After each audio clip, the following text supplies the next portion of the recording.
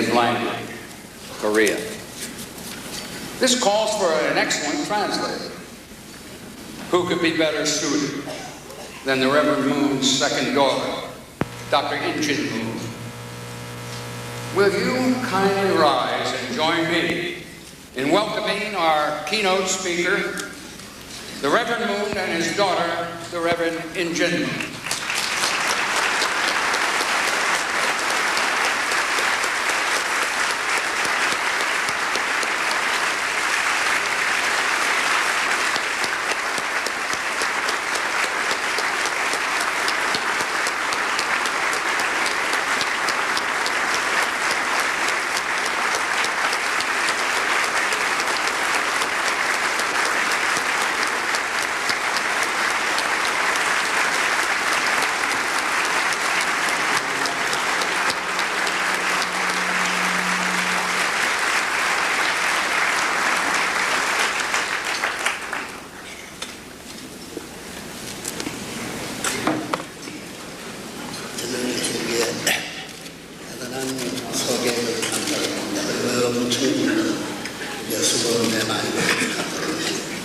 Thank you so much for this wonderful introduction and for all of you attending here this evening. 지금 말씀 주신 내용은 긍정적인 선택의 말씀이기 때문에 이것이 인간적인 말씀까지만 명성과 기도 가운데서 하나님께 존수받는 말씀이 속죄하는 마음으로 기도하는 마음으로 기도하고 결론을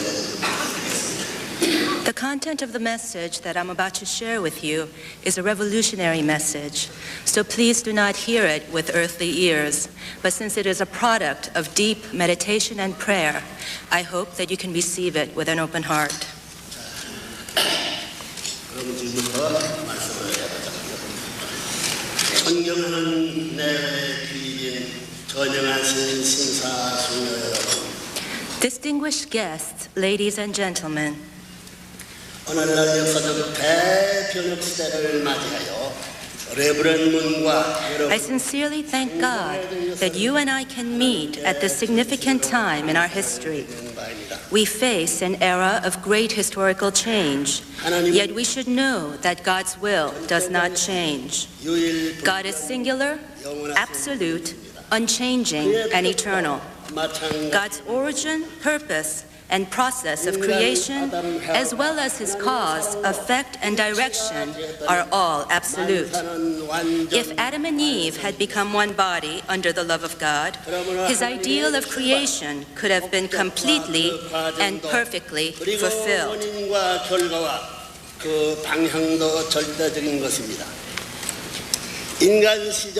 Tragically, Adam and Eve ignored God's command and fell away from God and into chaos. This ignorance and chaos has expanded from the individual level to the levels of family, nation, and world. It has been the task of religion and God's providence of salvation to liberate us from this fall. In the last days, the Messiah comes to complete the will of God. He comes to teach mankind clearly about God as the absolute, unchanging, and eternal cause, and about the direction of his providence. He will cleanse the world of ignorance and chaos and return it to the original bosom of God.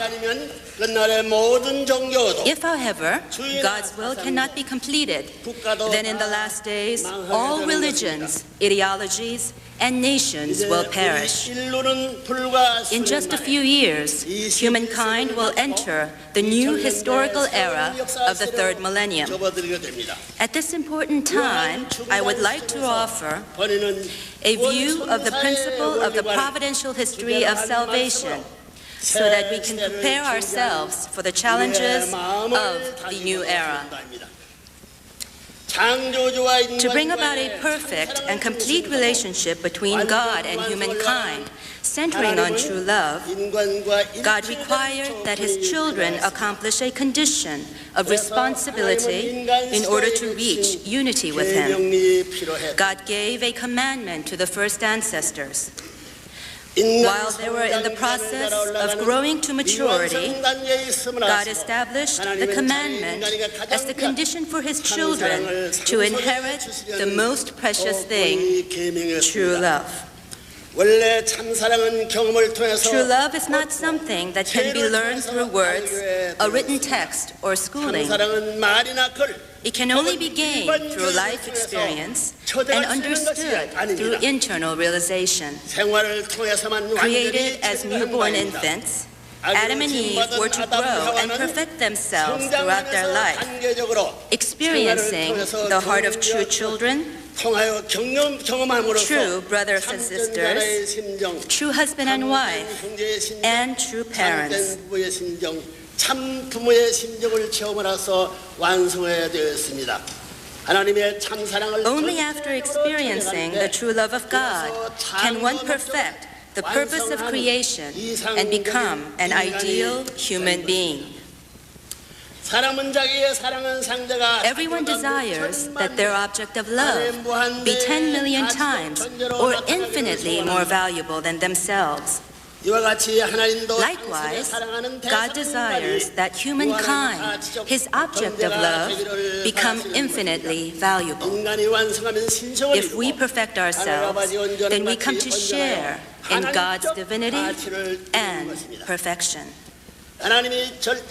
Although God is absolute, His ideal of true love cannot be realized alone. Love requires a beloved. At this point, let us explore the relationship between God's love and human love.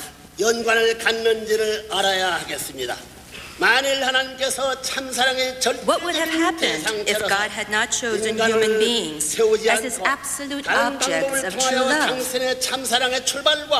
God and man would have pursued the ideal of true love with different motivations, directions, and purposes. 두 사람의 방향과 목적은 다를 수밖에 없게 됩니다. God would have had to achieve His ideal of love through an object higher than humankind. And by the same token, humankind's ideal of love would have had no direct relationship with God.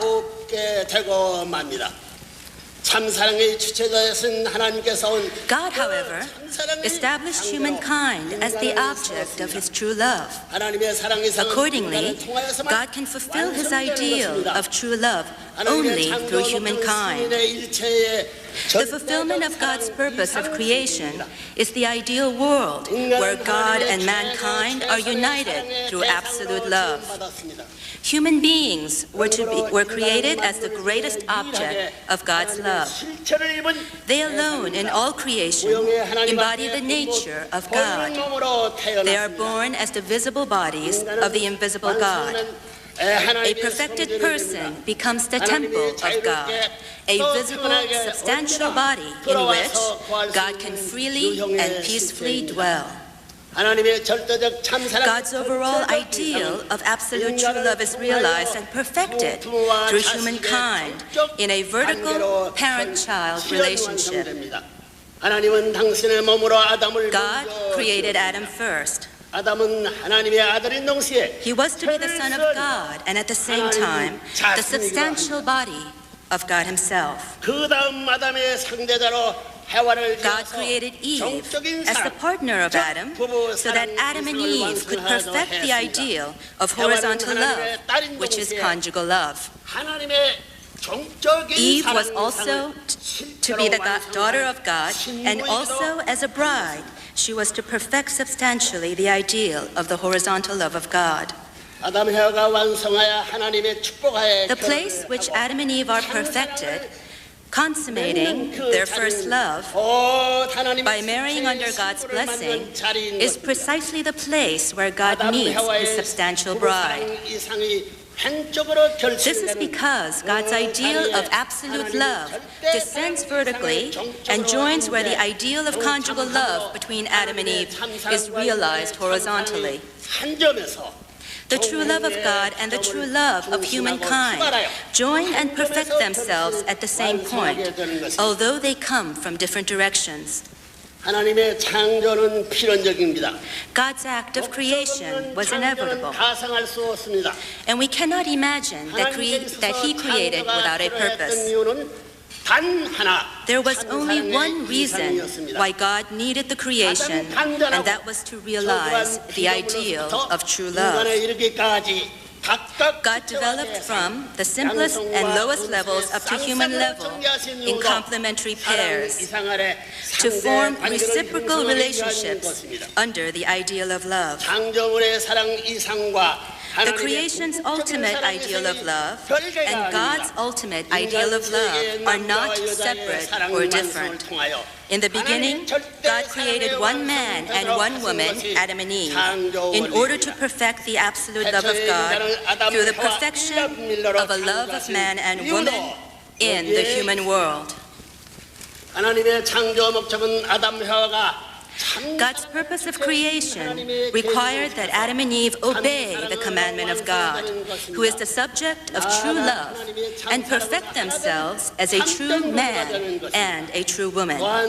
Furthermore, they were to become a true couple, united in the true love of God. Then by having sons and daughters, they would have become true parents and lived in happiness.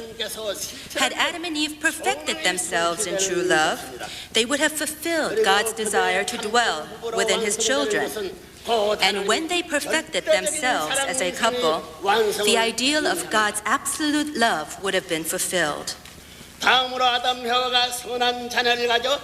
Adam and Eve having children of goodness and becoming true parents, God would have established Himself substantially as the eternal parent and achieved His ideal.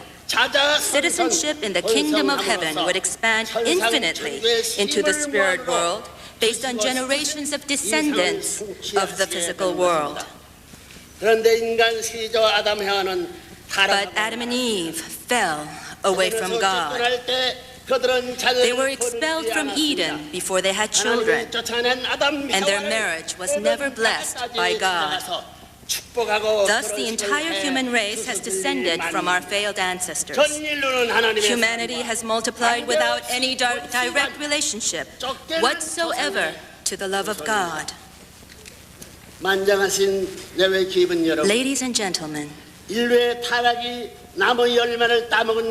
the fall of man have been the result of eating the fruit of the tree? No.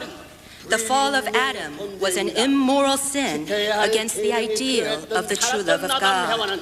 The fact that Adam and Eve were still expected to obey the commandment indicates that they fell in a stage of imperfection or immaturity. The archangel tempted Eve to eat the fruit of the knowledge of good and evil, and she fell spiritually. She later tempted Adam, who was also too immature, to eat of the fruit, and they fell physically. Only the sin of illicit love could have destroyed Adam and Eve's close relationship with God. The first sexual union of man and woman was supposed to have been the perfection of love of God. It should have marked the beginning of celebration that would have continued throughout history, filling God, Adam and Eve, and the entire universe with a never-ending intoxication of joy and establishing the love, life, and lineage of God within humankind. Instead, Adam and Eve covered their lower parts and hid themselves among the tree, trembling in fear. By disobeying heavenly law, they established an immoral relationship as the basis of false love, false life, and false lineage.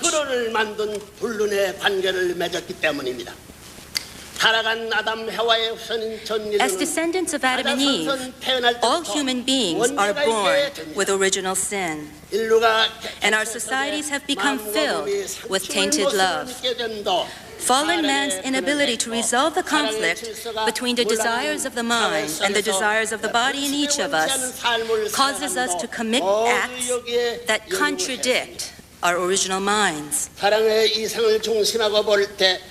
According to God's plan, all love relationships in the animal and plant kingdoms are for reproduction only. Human beings, as the sole exception, enjoy freedom in the conjugal love relationship.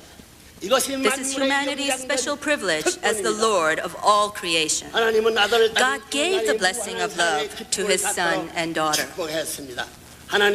However, true freedom comes with responsibility.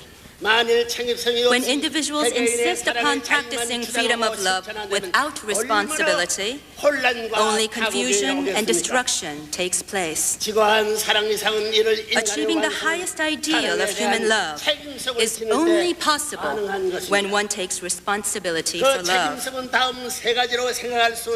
The responsibility of love has three components. The first responsibility of love is to become a true individual. In order to attain true freedom, one must know how to cultivate and control oneself. Dominion over oneself is more than just obedience to law or social convention. Rather, a person takes responsibility for his own self-control and self-determination by achieving a vertical relationship with God. The second responsibility of love is to perfect conjugal love. By nature, people do not want their spouse's love to be shared with others. Horizontal conjugal love, which differs from the vertical love between parents and children, loses its potential for perfection the moment it is divided. This is because the principle of creation requires husband and wife to become one in absolute love.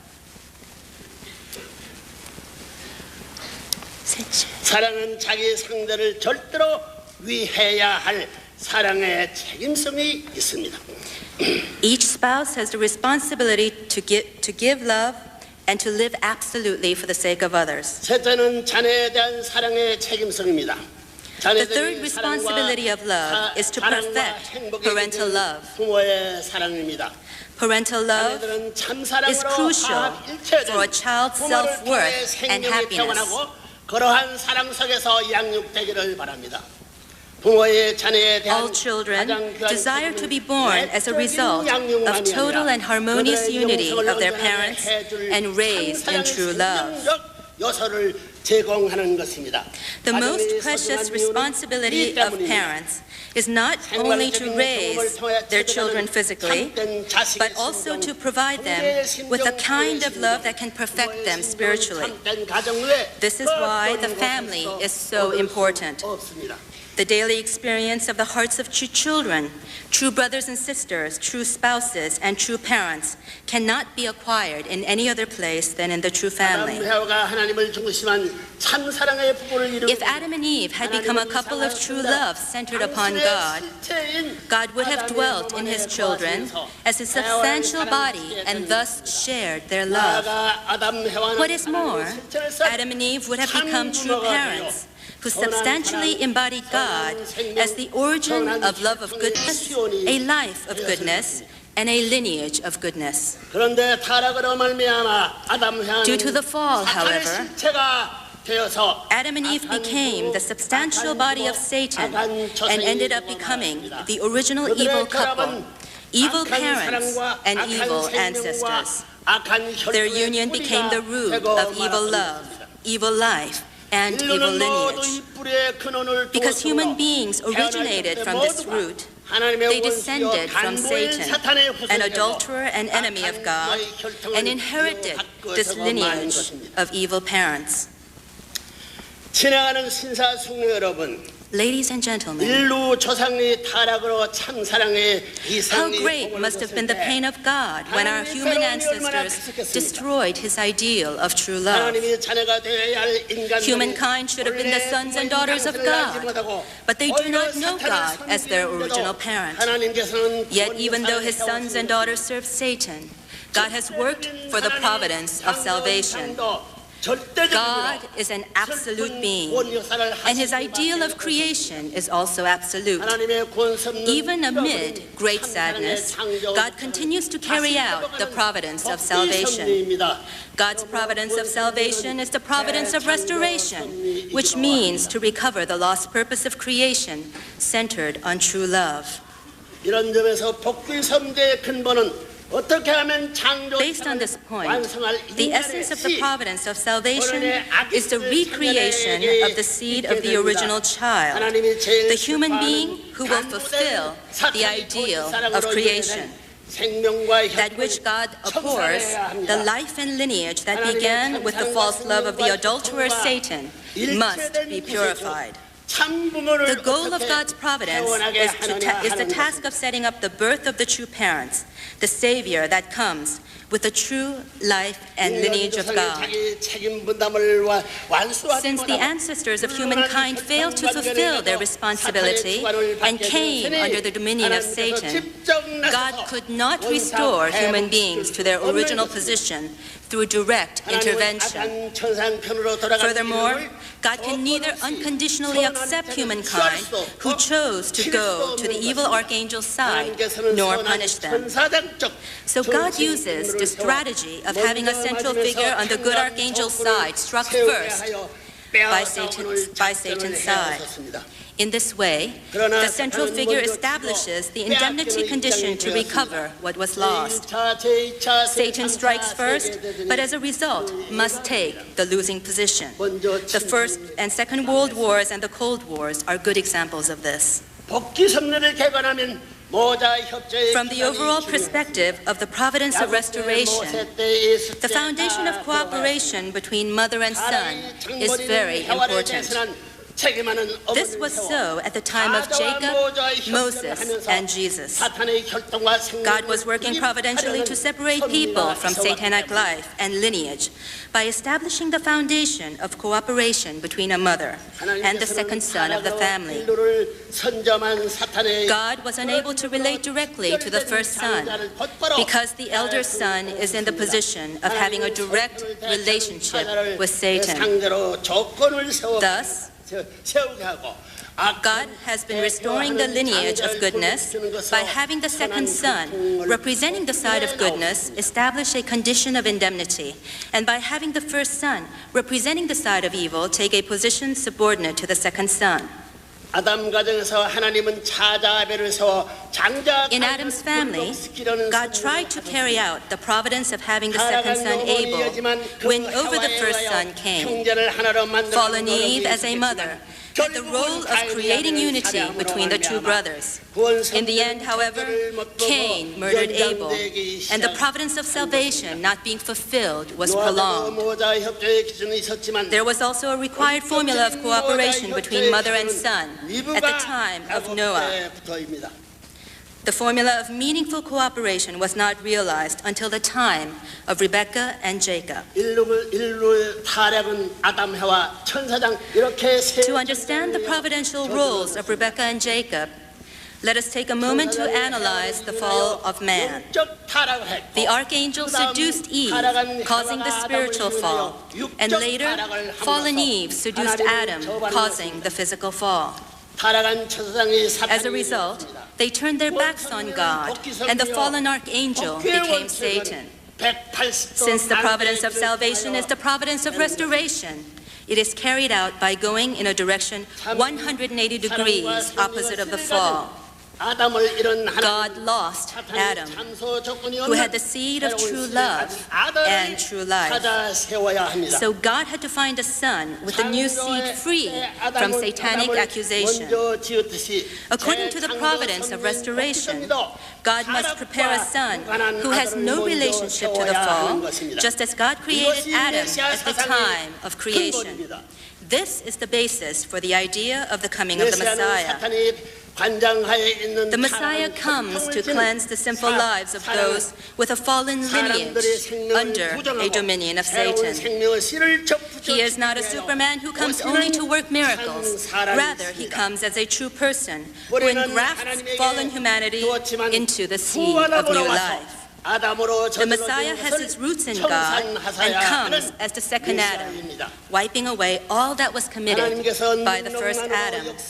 할 초인을 메시아로 보낼 수 없는 사정이 여기에 있습니다. 이 땅에 하나님의 사랑과 생명의 씨를 For a son to be born on earth with the seed of God's love and life, there must first exist a mother. And because the act of love and conception was tainted by the fall, the mother cannot give birth to this child in a conventional way. Conception must happen through the formula of restoration. All the cooperation between mothers and sons in the providence of restoration was a preparatory condition for the Son of God to be born. By making conditions to avoid Satan's attacks, and by subordinating the first son, who symbolically represents evil, mother and son restore the love, life, and lineage that were taken over by Satan. The Bible, which records the providential works of God, contains many stories that are difficult to understand. For example, Rebekah deceived her husband Isaac and her first son Esau and helped her second son Jacob receive the blessing. God took the side of that mother and son, and although they used methods that at first glance seem unjust, God still blessed them for their actions.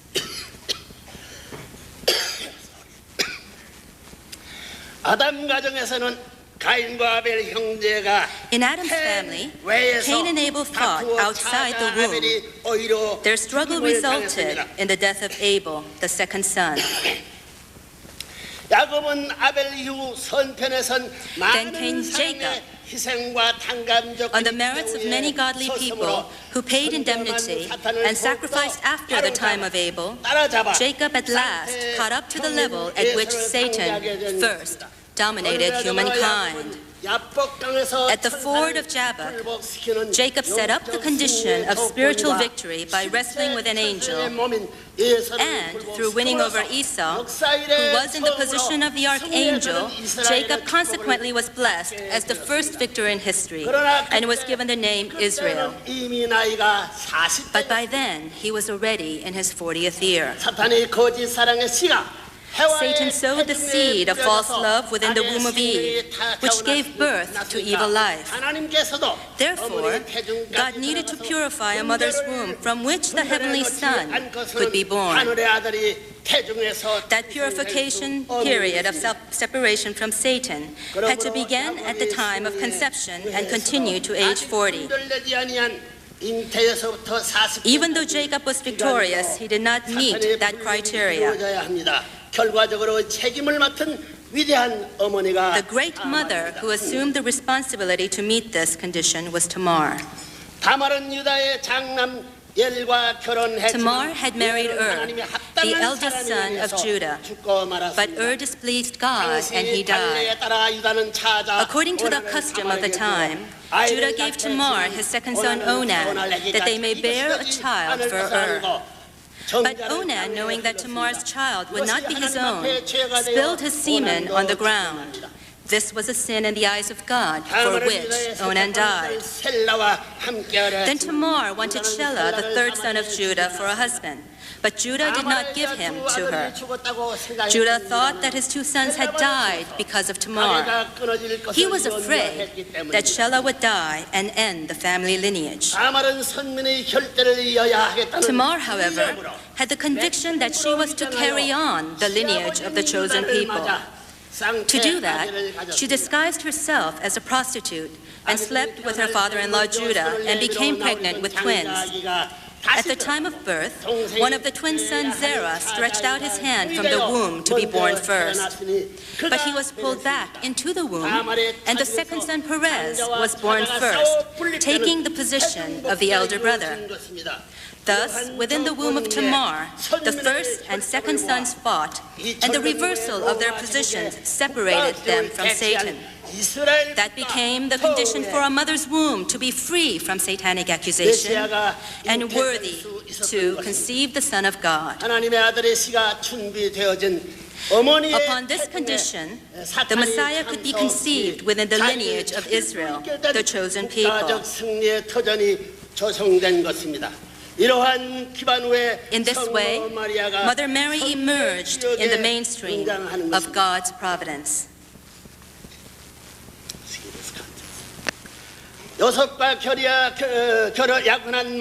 Mary, when she was engaged to Joseph, received from the Archangel Gabriel the surprising message that the Messiah would be born through her. In those days, unmarried pregnant women were condemned to death. But Mary accepted the will of God with absolute faith, saying, "Behold, I am the handmaid of the Lord. Let it be to me according to your word."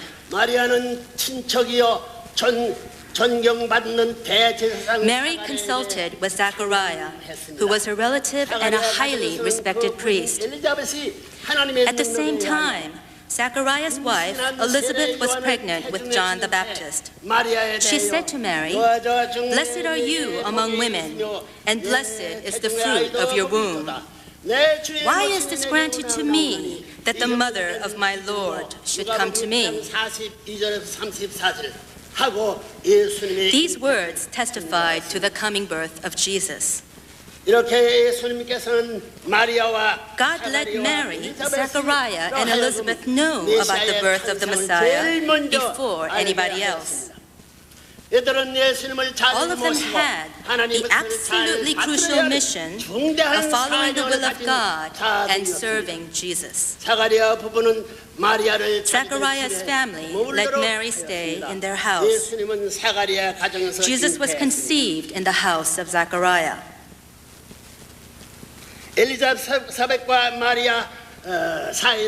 Elizabeth and Mary were cousins on their mother's side. But according to God's providence, they were considered sisters, with Elizabeth as the elder and Mary as the younger. Mary received Elizabeth's help in the presence of Zachariah.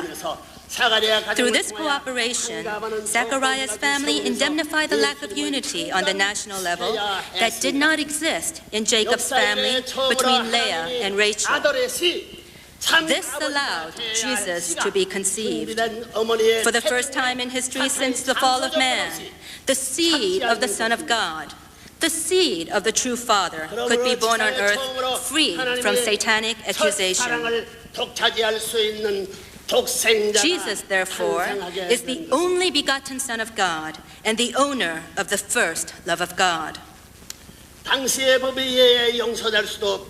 Mary, Elizabeth, and Zachariah were spiritually moved. They followed the revelation that came from God and unconditionally believed that it was the will and desire of God. Mary, nevertheless, still had to achieve something that could not be understood by common sense, nor easily tolerated under the law of those times.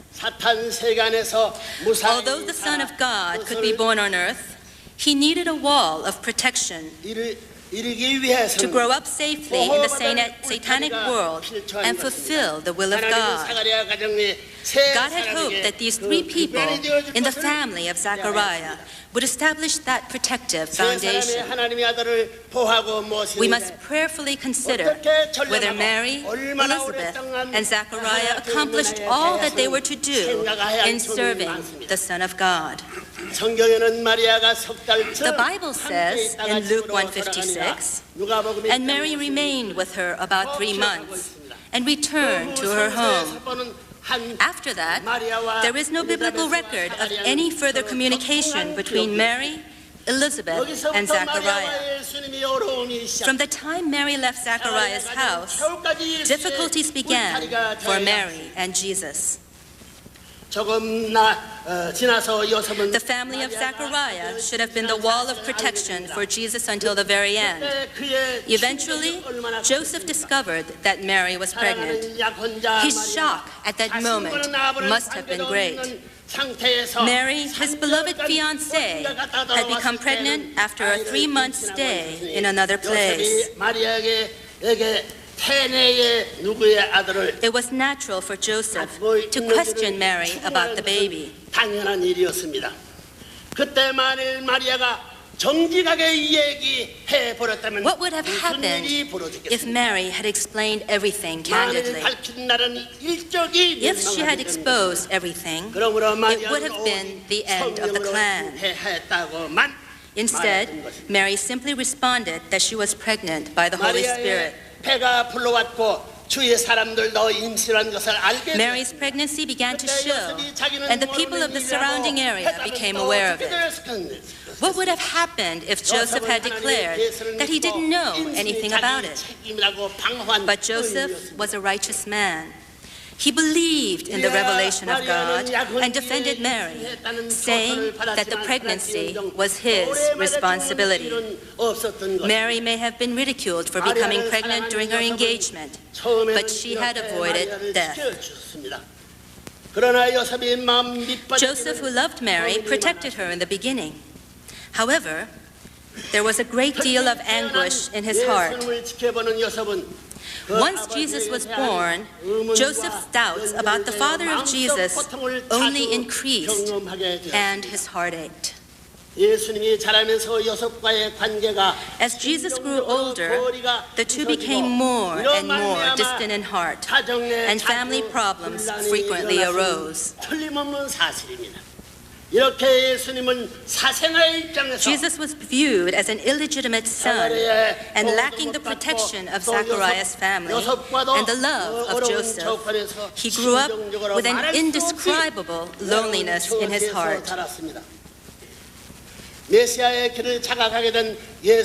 Jesus was aware of his path as the Messiah, and he lamented about the lonely circumstances and the serious obstacles presented in fulfilling the will of God. The Messiah is the true parent. In order to fulfill that mission, he needs to receive his substantial bride. Jesus had to reverse what the archangel had caused in seducing Eve, who was growing up as the sister of Adam. Consequently, Jesus, in the place of Adam and God's son, should have received as his bride the younger sister of someone in an archangelic position. That bride was to have been a daughter from Zachariah's family and a sister to John the Baptist. To fulfill this in a satanically dominated world, Jesus needed a foundation of protection, of absolute faith. Tragically, the entire foundation ended up collapsing around him.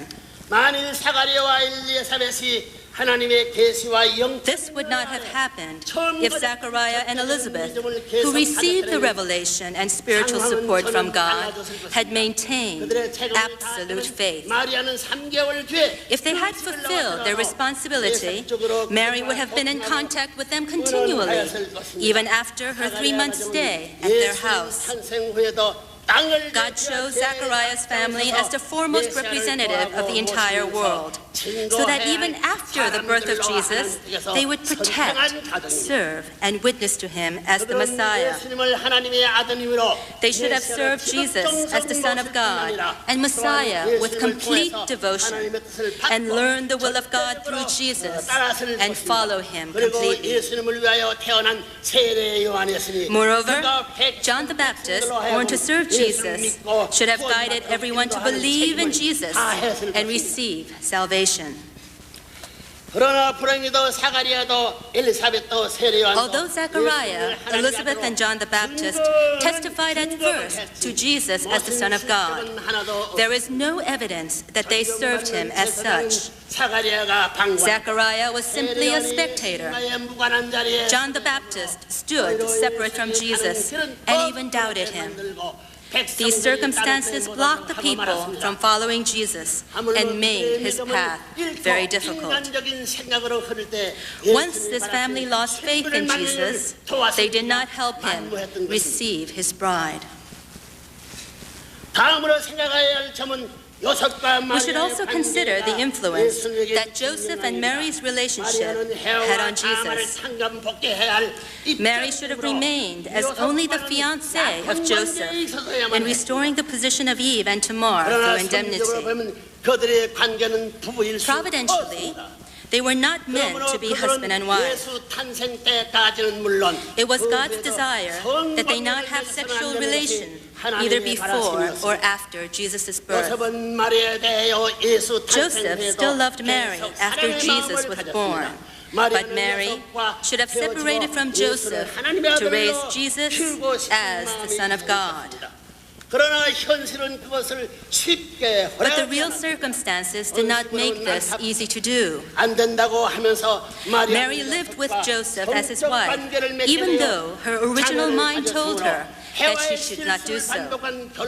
When they had children, they repeated Eve's mistake, and this condition allowed Satan to invade them.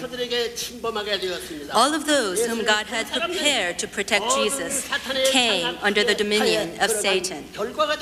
His mother,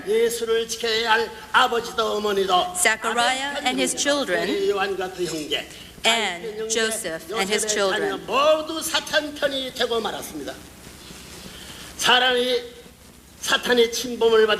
When someone is invaded by Satan, he loses all spiritual support and inspiration. There is no trust in God or a sense of gratitude to Him. One begins to see everything from an earthly point of view. Mary did not help Jesus with the wedding he desired. She even opposed it. This was the reason why Jesus could not receive his bride and could not become the true parents. He was forced to go the way of the cross. Jesus' words to Mary during the wedding at Cana, "O woman, what have you to do with me?" John 2:4, reveal a reproachful heart to a mother who helped in the weddings of others, but neglected to help Jesus receive his bride. With this perspective, we can now understand why Jesus asked, "Who is my mother and who are my brothers?"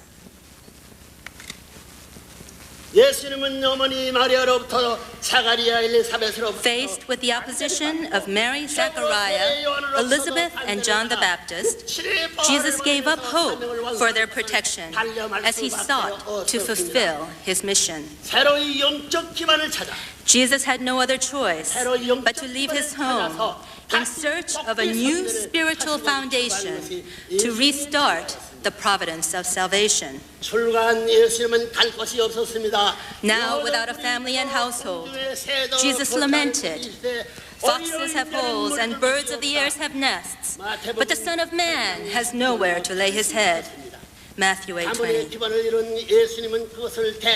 During Jesus' 3-year ministry, he sought to replace his family-level foundation.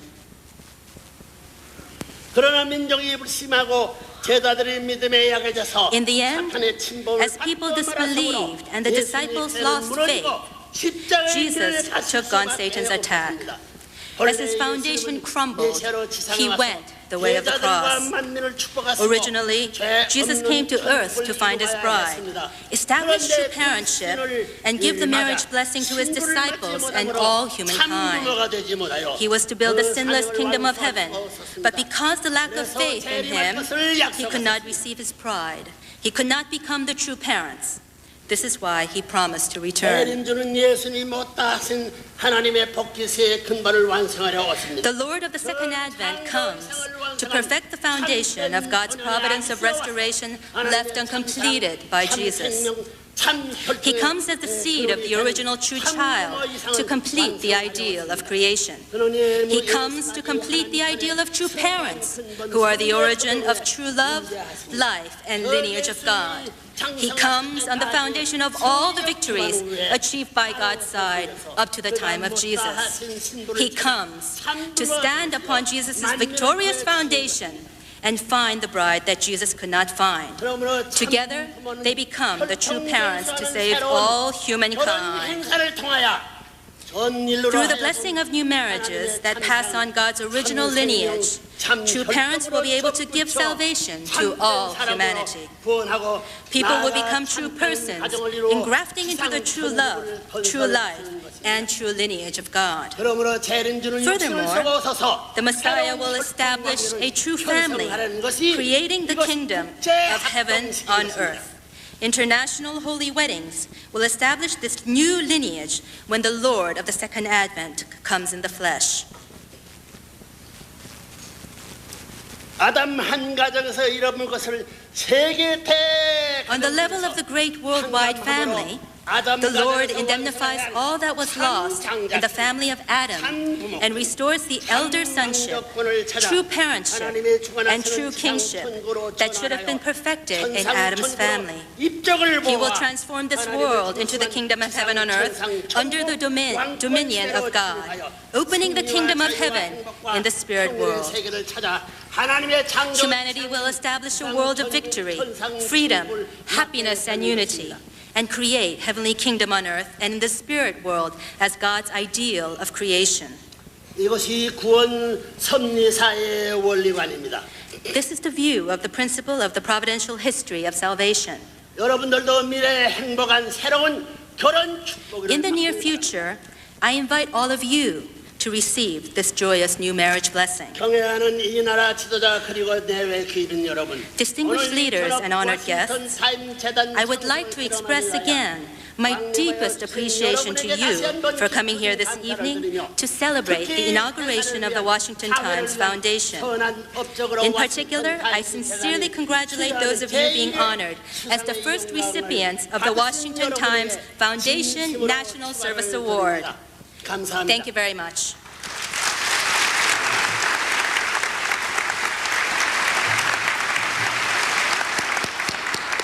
Thank you very much, Reverend Moon. Can I ask Reverend Moon and Dr. Injin Moon to remain on the stage a moment, please? And I would like to invite Mrs. Moon, Dr. Hakchahan Moon, to join them. Reverend Moon has spoken about family values, and everything he does as a family, inviting his partner and his greatest supporter, Dr. Hakchahan Moon, and we would like to now make a floral presentation.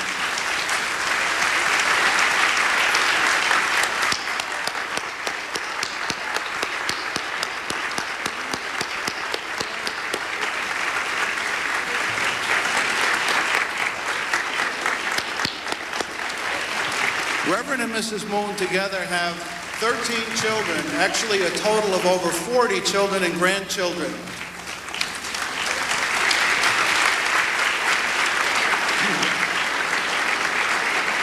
Please be seated.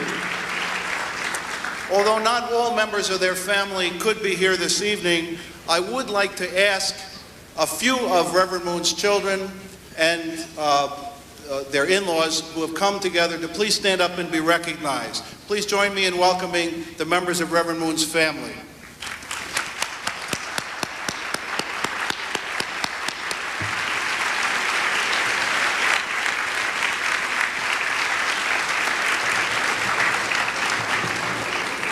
Thank you very much.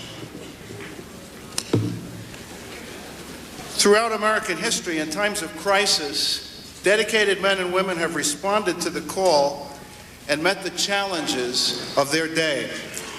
Now our country is faced with many troubles. Once again, selfless men and women are stepping forward, taking action, and finding workable solutions to seemingly impossible problems. The National Service Awards of the Washington Times Foundation have been instituted to recognize men and women across the United States who, inspired by their love of God and humanity, have selflessly given of themselves in service to others. The strength of a society lies in the character of its citizens. In an age when self-regarding individualism is promoted sometimes in the most influential quarters, it has become a serious question as to what type of character our children will inherit. The foundation tonight comes forward with an answer recognizing those people whose worthy example can be commended to our children. The award is based on 4 criteria: promoting the integrity of the family, encouraging the peaceful resolution of conflict, contributing to the moral betterment of society, and supporting youth in the achievement of worthwhile goals. Nominations for the award, and this is an example of the award which will be given. Nominations for the award were accepted from community groups, churches, and civic organizations, and submitted for consideration to award committees that were set up in every state. Members of the committees were elected officials, ministers, and community activists.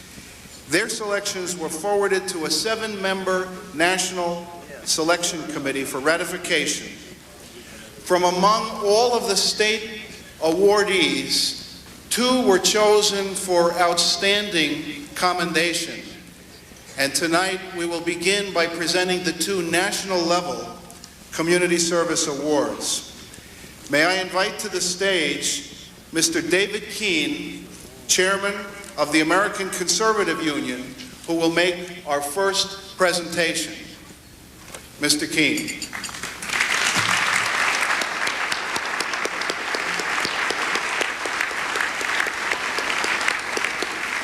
From the Senate. Thank you.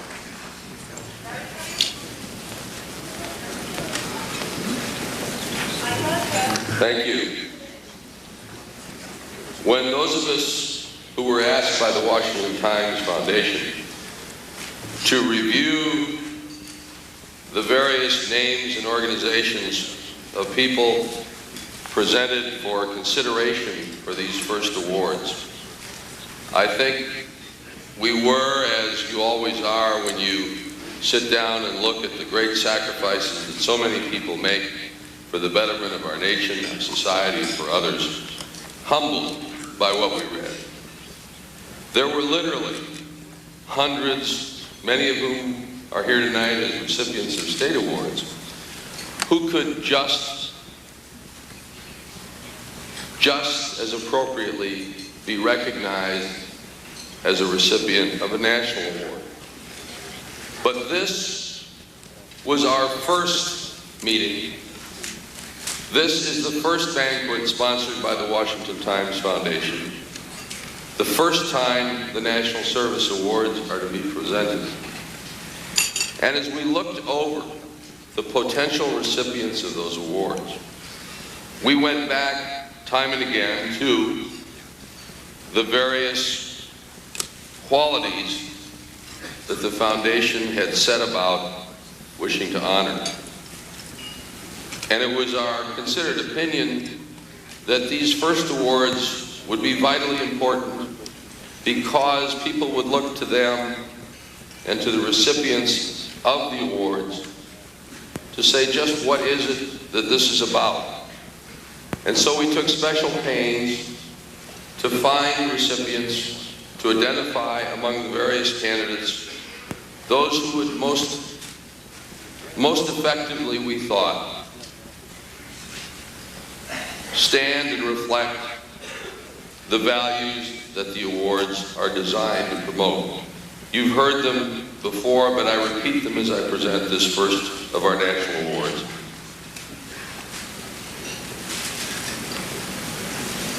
Awardees are individuals who've given of themselves, who've dedicated their lives, either vocationally or avocationally, to promote the integrity of the family, to encourage the peaceful resolution of conflict, to contribute to the moral betterment of society, and to support youth in the achievement of those worthwhile goals.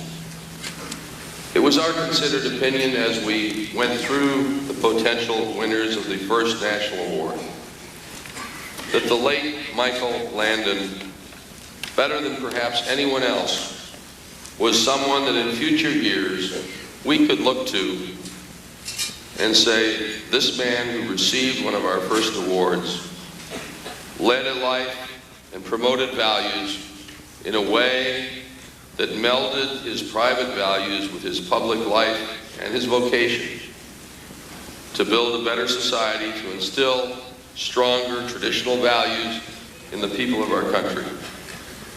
And it was our hope and it's our belief that in future years, as awardees are selected, they will be measured against a standard that will be hard to meet, a standard established by the late Michael Landon.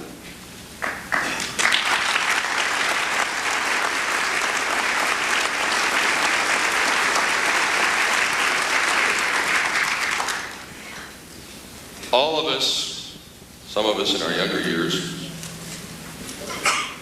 watched on television Michael Landon as an actor, as a director, of programs, all of which were popular, successful, and all of which promoted values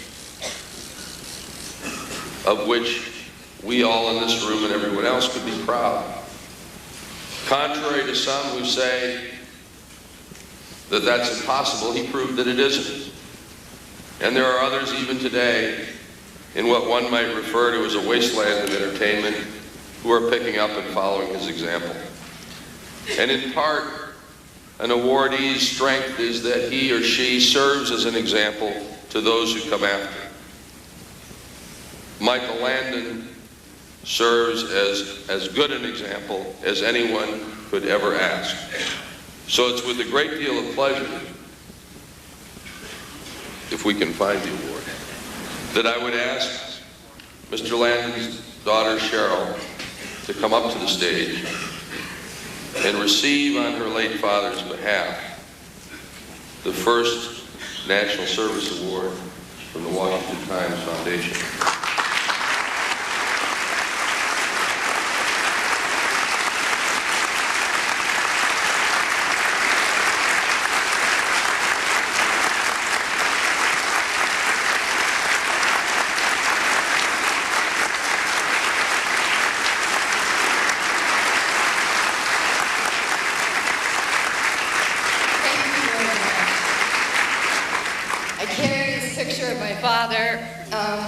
To every show, and I couldn't think of a more appropriate time to bring him with me here tonight.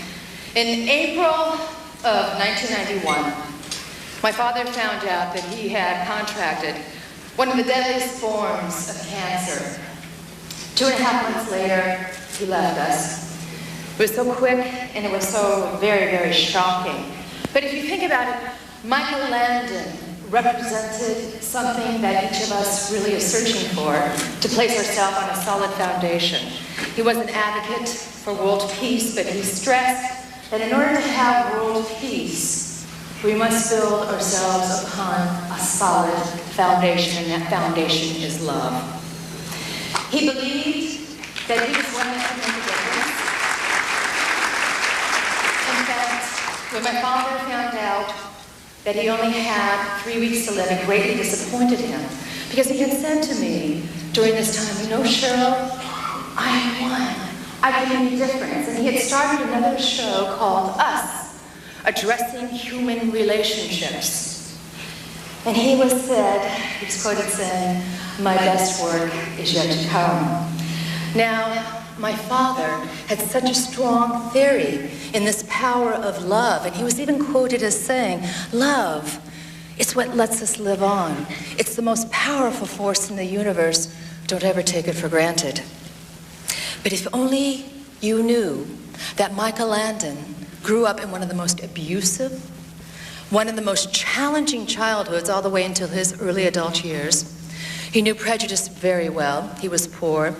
And he did not know the family love that he taught us. And I'm curious, how was it that a man that had every right to be angry at the world built bridges to peace? He was an amazing man because, as it was said, he had the ability to touch our lives, millions of lives, in a universal language that made us feel compassion, that made us feel love. And he did this without preaching a religion or challenging our beliefs.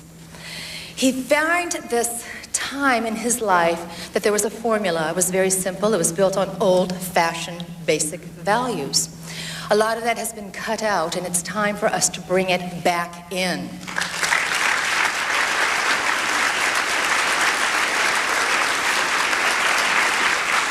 My father was also one that he worked every inch of the way to get what he got, and so many times he was challenged amongst his own peers, so this award means so very much. He encouraged all of us, never give up. Never, ever give up on a dream. Push yourself, spread your wings, and soar beyond where you ever think you can go. And yes, believe in the power of love, because love is the greatest key to success. It is also, still to this day, the hardest for us to live. Personally, Michael Landon was the best father I could have ever hoped to have. He was one of my best friends, and I must also pay respect to my mother, Lynn. She was his backbone. She was with him for 20 years, and she was his greatest inspiration to giving us the family television shows that you saw. She is a magnificent woman, and that's why she is a part of this award tonight, too. Why Dad left us so early, I don't know, but I will tell you this. God is alive, and God does work in very mysterious and deliberate ways. This I know. My father was taken, I don't know why, except for he left us a torch to carry on, a torch that each one of us can do and live tonight. And it unites us here today. And I must say this, that I would like to pay right now great honor to you, Reverend and Mrs. Moon. Thank you so very much for giving us in the way that you do, to the Washington Times and the founders, and to the Women's Federation for World Peace. I have to say one quick thing.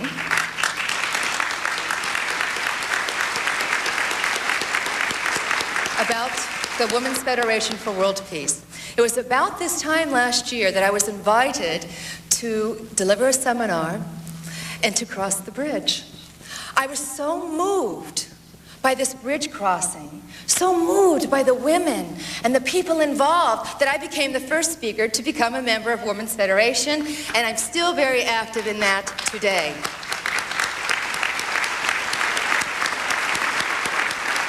They are some of my best friends, and I'd like to thank all the volunteers, the staff members, and I would like to say that love is truly what joins us here tonight. My work is dedicated on a promise that really began 23 years ago when my father was at my deathbed. I just didn't know that years later the roles would be reversed and I'd be at my dad's deathbed. It was at this time that my father, when I was the one who was dying, he had made a promise to God in return for my life, and that promise is what is giving us the shows that you have seen. They're all based on loving one another.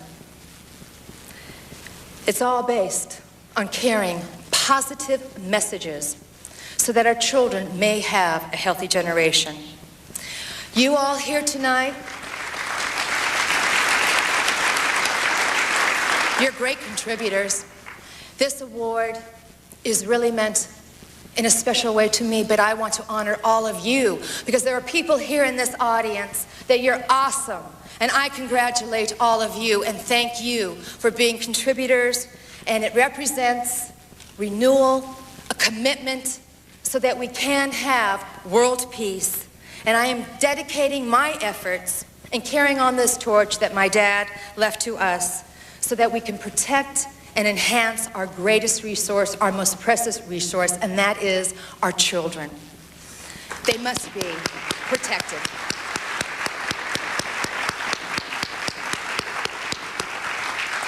If my dad were here tonight, I know he would say, thank you, and how much he loves you in return for this award.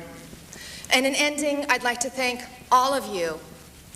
And I'd like to hold this up and say, Dad, we really miss you. So thank you, and domo arigato gozaimashita, sayonara.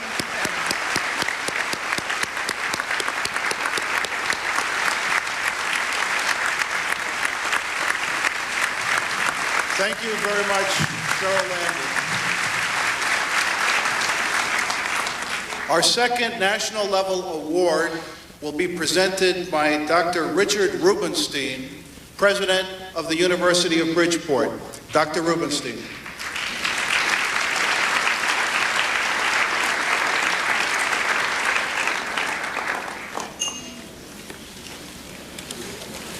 Reverend and Mrs. Moon, distinguished and honored guests, it is my high privilege to present the Washington Times National Service Award to Mrs. Carolyn A. Wolfe, the founder and executive director of the St. Gerard Home and School in St. Augustine, Florida, America's oldest city, a city in which Mrs. Wolfe has told me Mass was said for the first time on the American continent.